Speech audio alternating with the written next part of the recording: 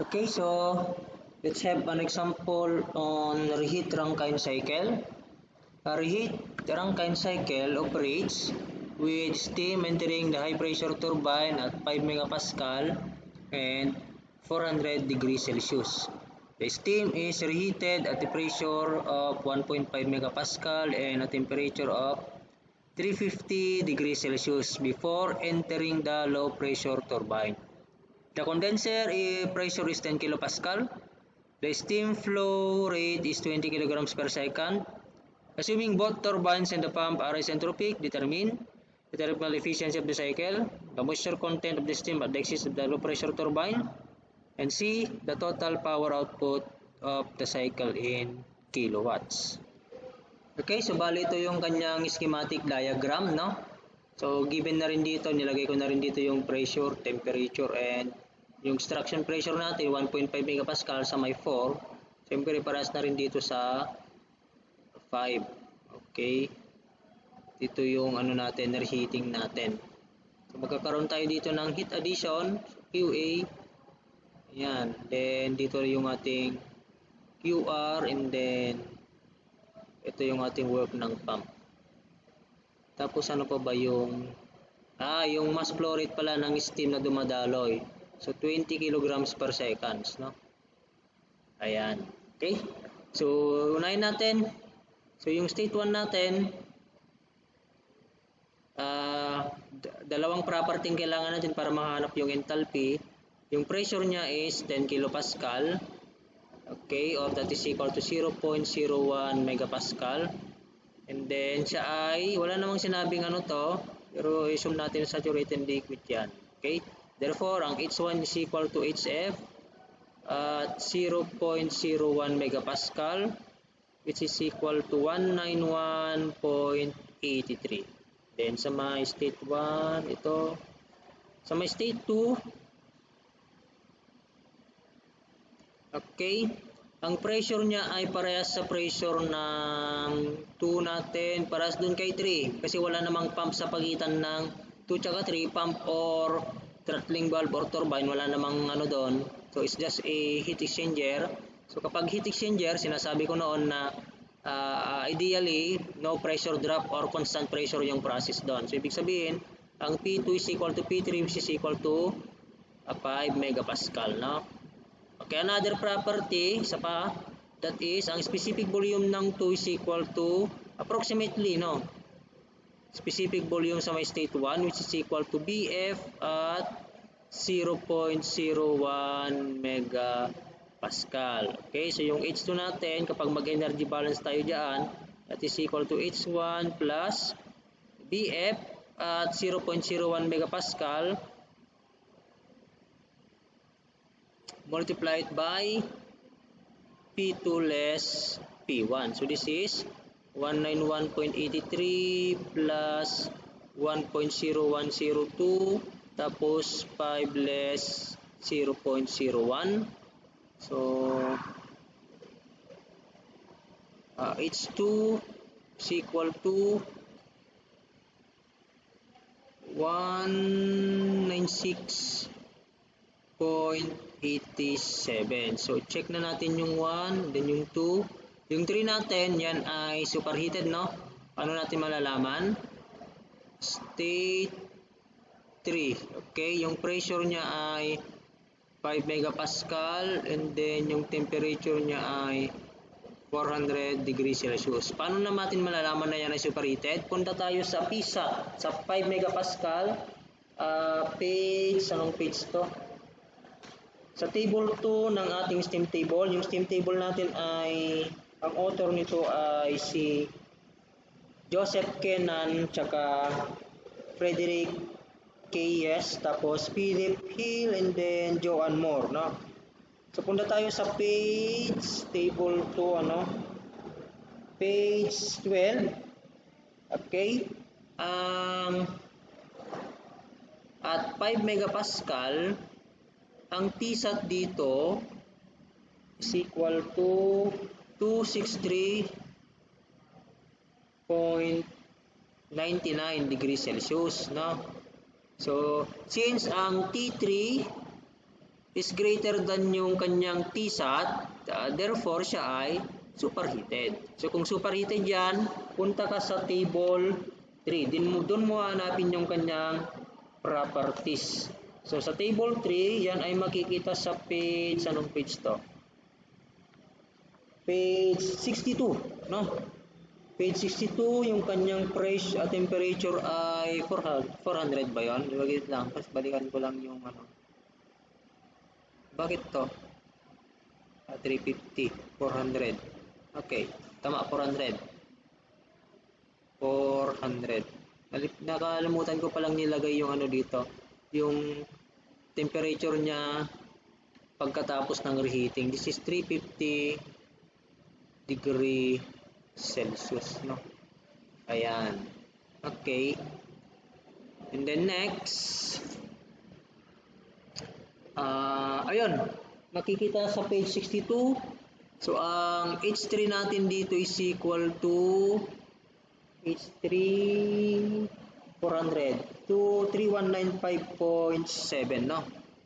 3195.7. And then, yung corresponding entropy niya ay 6.6459. Okay, kailangan natin yan. Basta dadaan ka kay turbina, kailangan natin yung entropy na yan, no? Entropy sa may entrance, no? And then next sa may 4 natin, sa may 4 natin, state 4. Okay, sa may state 4 natin, ang pressure niya ay 1.5 megapascal. And then, ang entropy niya ay is equal to S3. Kasi nga, isentropic process daw ito. So, kung isentropic process yan, ibig sabihin, lahat ng yung entropy ng papasok ay equal lahat doon sa palabas. Okay? Ay, dapat nahati ito sa dalawa. Wait lang, hatiin natin to. High pressure tapos low pressure dapat to. Ayan. So, meron tayong high pressure turbine. Tapos, meron tayong low pressure turbine. Connected yan. So, parehas ito sa S3, 6.6459, no? Okay. So, dalawa ng property. Pwede na tayong makakuha ng enthalpy. Kasi dalawa na yung property niya. Meron na siyang pressure, meron pa siyang entropy. So, sa 1.5 megapascal na yan, paano natin malalaman? Superheated kaya to?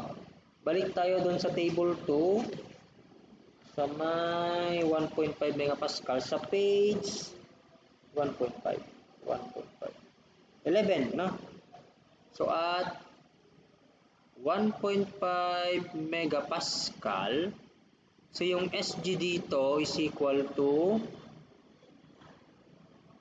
6.4448, in which ang entropy natin, ang S4 natin is greater than SG at 1.5 megapascal. So, ibig sabihin, ito ay superheated. Now, kung superheated yawan, huwag niyong ipilit na kunin ang X para makuha yung enthalpy. For example, H4 is equal to HF plus X, HFG. Ngayon, ang ilalagay mo dito ay, for example, kapag superheated kasi, expected na ang X na makukuha mo dyan is greater than 1. Take note na ang X mo ay nasa pagitan lang yan ng 0 to 1 lang. So kapag greater than 1, ibig sabihin na yan ay superheated. So kapag superheated, huwag mong ipilit na ipasok yung X dito kapag superheated. Kasi ang formula natin na ito, yung H is equal to HF plus X, HFG, pang wet lang ito. So kung pang wet lang,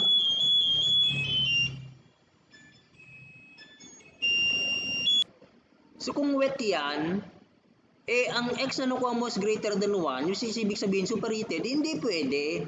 Huwag mong ipilit. So, that means, gagamitin mo yung table 3 for superheated. Pinipilit nyo kasi gamitin yung X na greater than 1 sa formula na yan, hindi pwede. So punta tayo sa 1.5 megapascal sa table 3 sa page, anong page to? Page 42. So mag-interpolate tayo doon. Ito yung ano natin, this is ano to? Ulit. Wait lang. Saan banda to ulit? 1.5 megapascal. 1.5 tapos entropy na ito yung entropy natin na 6.6459 ay nasa pagitan ng 6.6390 tsaka 6.6628. Ito yung kanyang entropy, and then yung kanyang corresponding enthalpy is 2887.1 and then 2889.3. Okay? So mag-interpolate tayo diyan banda, makukuha natin yung ano to? H4 na ba to? Tama, H4. So mag-interpolate tayo. Okay, so that is for H4. Next, sa state 5 natin, ang pressure natin dito is 1.5 megapascal and then yung temperature natin dito is 350 degrees Celsius. Ngayon, wet kaya to or superheated? So para malaman kung yun ay wet or superheated, punta tayo doon sa table 3 at table 2. Then hanapin natin ang 1.5 megapascal. So asan na yung 1.5 megapascal dito? So at 1.5 megapascal, page 11 to ang Tsat mo dyan is 1.5. 198.32 degree Celsius. So that means since ang T5 mo is greater than yung Tsat at 1.5 megapascal, ibig sabihin ito ay superheated. So kung superheated yan, lagyan natin dito, therefore superheated. So kung superheated, punta ka doon sa table 3. Table 3, 1.5 megapascal. Anong page kaya to? Doon pala kanina. So, sa table 3, 1.5 megapascal and 350 degrees Celsius. Makikita natin doon na ang enthalpy niya equals to 3147. 3147.5 and then kailangan natin yung entropy sa may 5 kasi papasok yan sa may turbina. So basta papasok sa may turbina, kailangan mong kunin yung kanyang entropy. So 7.1017. Yan. So kumpleto na yung ating 5 index. And then yung 6 natin, kung mapapansin sa figure natin, so si 5 papasok sa may low pressure turbine, then lalabas magiging 6. So ibig sabihin yan, ang state 5 natin, 6. Sa stage 6 natin, ang pressure niya ay 10 kilopascal and then ang entropy niya ay equal sa entropy ng 5 which is equal to 7.1017. Now, so meron na siyang pressure, meron na siyang entropy. Ang kailangan na lang natin gawin ay check natin yung kanyang condition, Ano ba yung kanyang condition? So meron na siyang entropy, doon na tayo mag-base. So at 0.01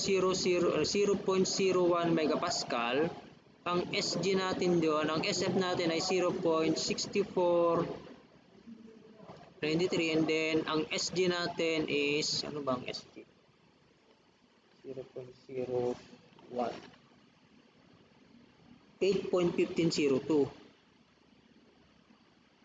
Ayan. So kung mapapansin, yung entropy sa may 5 ay nasa pagitan ng SF tsaka SG. So that means siya ay wet. Therefore, ito ay wet kasi nasa pagitan ng SF tsaka SG. So since siya ay wet, kailangan natin kunin yung X para makuha yung kanyang enthalpy, which is equal to HF plus X HFG, no? So take note, ang HF tsaka HFG natin ay at 0.01 megapascal. Makukuha yun sa 0.01 megapascal. Okay. So before natin makuha yung enthalpy ng 6, ito kasi makikita natin doon sa may same table. Kailangan mo natin kunin yung X. So X6 is equal to S6 less SF over SFG sa may 10 kilopascal, which is equal to 7.1017 less 0.6493 divided by 7.5009. Okay, so X6, so this is equal to 0.8602. Ayan, so pwede na rin makuha ang enthalpy ng 6. HF sa may 0.01 megapascal is 191.83, and then 8602, and then 2392.8 yung HFG sa may 0.01 megapascal. So this is 2252.1. Ayan, kompleto na. Kompleto na lahat ng enthalpies. Pwede na tayong mag-solve ng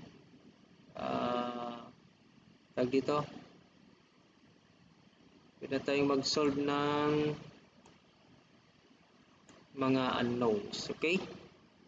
Summarize ko lang, no, yung mga enthalpies na nakuha natin para sa ganon ay makikita pa rin natin pag kahit ilipat natin yung yung enthalpy ng 6 natin pala mali ito. It should be 2250.1. Okay, so ano na ulit yung hinahanap? Thermal efficiency sa letter A, no? So for letter A, the thermal efficiency, that is equal to 1 less QR over QA. So yung QR natin, balikan natin yung figure. Kung mapapansin natin sa may condenser natin or sa may system natin, kung ano yung pumasok sa may turbina, okay, yun din yung papasok sa may condenser. Kasi nga hindi tayo walang regenerative to So walang regenerative, walang extraction of steam papunta doon sa may feed water heater. So parehas yung mass flow rate na pupunta doon sa may condenser. Kahit sa system yan, parehas yung mass flow rate. Okay?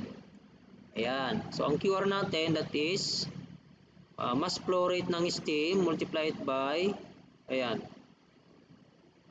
multiplied by H sa may 6 less H1. Okay, ano ba yung pumasok tsaka lumabas doon sa may condenser natin? Tama. Yung pumasok ay 6, yung lumabas ay 1. Kaya enthalpy ng 6 less enthalpy ng 1. Okay?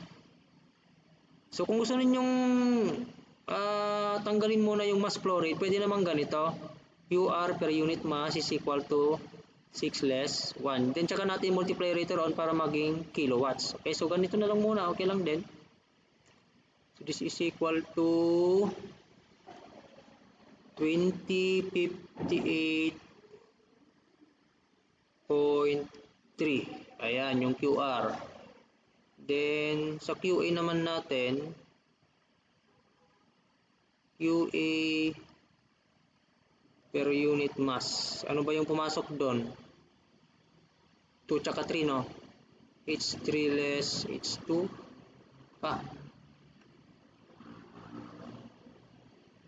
H2 yung pumasok doon. So this is equal to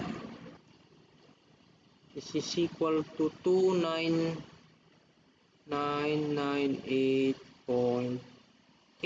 So, yung thermal efficiency is equal to 1 less QR. Ano ba yung QR natin? Now, kung gusto mong gawing kilowatts pala yung unit ng QR, multiply mo ng mass flow rate which is 20 para maging kilowatts, no? Ganun din yung QA. Para maging kilowatts yan, or i-multiply mo ng 20 kilograms per seconds yung 2998, no? Ayan. So, the thermal efficiency is equal to 31.36%.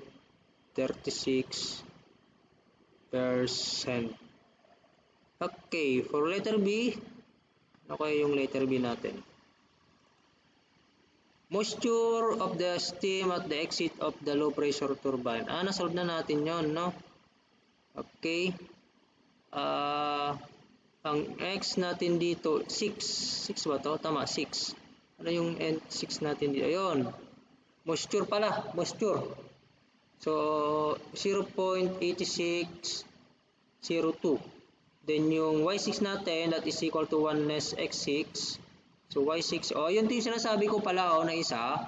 So, kung ang X mo ay greater than 1, ang formula natin for Y is 1 less X6. So, kung greater than 1 yung ito mo, magiging negative yung Y. Wala namang negative na Y, no? 1 less 0.8602. So, walang X na greater than 1. Yun lang yung nakukompute ninyo, pero walang X na greater than 1. Tandaan nyo yan. Ang X ay nasa pagitan lang ng, nagre-range lang sa 0 to 1. Okay? Then, for letter C,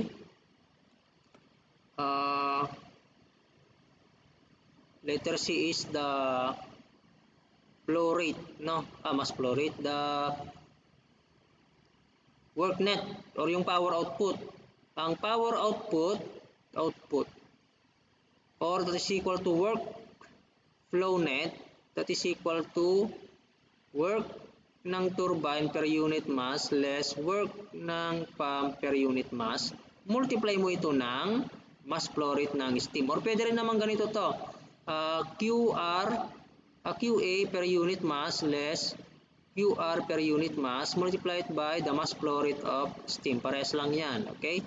Since nakuha naman na natin yung QA tsaka yung QR, dun na lang muna tayo sa work ng turbine. So, work ng turbine per unit mass. Dalawa yun, no? Yung turbine natin, high pressure tsaka low pressure, no? Okay, ayan, dalawa yan. So, yung papasok sa high pressure, state 3, lalabas state 4. Doon sa may low pressure, ang papasok ay state 5, and then ang lalabas ay state 6. So, okay, so yung work ng turbine natin, dalawa yan. So, sa may high pressure turbine, ang papasok doon ay H5, 3. Ang lalabas ay 4. Okay, so ito na yung work ng turbine per unit mass ng high pressure. Okay, plus sa may low pressure, H5 less talpin ng 6. Ito naman yung work ng turbine sa may per unit mass ng low pressure na turbine. So, substitute lang natin yung mga andyan. Oops, 3147. Tapos ano itong ilalagay natin dito? 2250.1. Okay? Ang work net per unit mass is 1204.5. Ngayon, ang power output or yung workflow net is equal to yung mass flow rate ng steam 20 kilograms per seconds, and then 1204.5 kilojoules per kilogram ang unit nito. So magkakancel to, tsaka yan magiging kilowatts or kilojoules per second. So times 20 natin magiging 24,090 kilowatts. Okay? Or that is equal to 24.09 megawatts. So yun yung work net. Now, paano ba kukunin yung temperature ng superheated steam? Okay, dito So mag-interpolate tayo dito. Ayan. Balikan natin yung stage 4 kanina. So pwede rin natin idagdag dito yung ano natin, temperature, no? Balikan natin to. Sige. Kopyahin ko kaya to. Copy. Hindi pwede.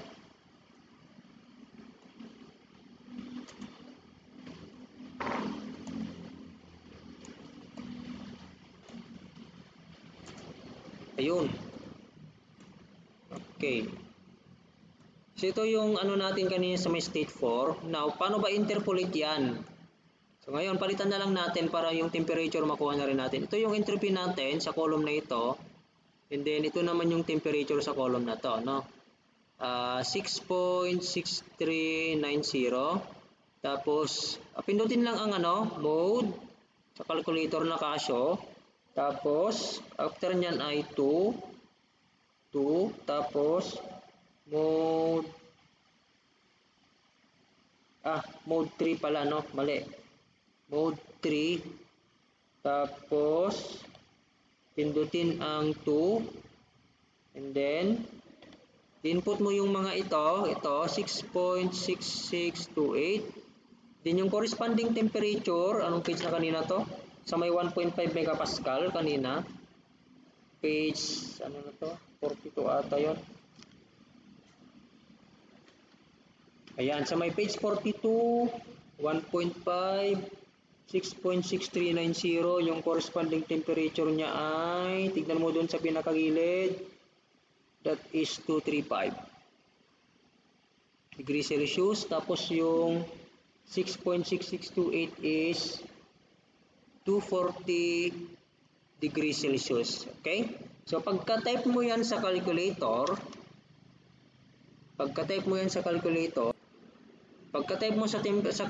ayan, i-type mo to, pindutin ang AC. Ayan. And then, i-type yung entropy na hinahanap natin kanina. Ano na yung entropy ng S4? Balikan natin yung entropy ng S4.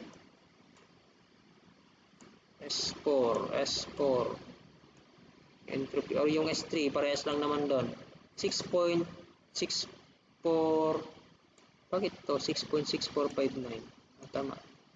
6.6459. Okay. 6.6459. So, pagkapindot ng AC, i-type ang 6.6459. Tapos, pindutin ang shift. Okay. Shift. Tapos, pindutin ang 1. Tapos, pindutin ang 5. Tapos, pindutin ang 5. So, ang lalabas sa calculator mo niyan, 6.6459, no? Tapos, may lalabas na ganyan. So, yun na yun, yung temperature, no? So, ang lalabas ay 236.45 degrees Celsius. So, ito yung temperature ng state 4. So, ganyan yung pagkuha ng temperature kapag saturated given ang entropy. Tsaka yung temperature. Okay? So, that ends my lecture. Thank you for listening.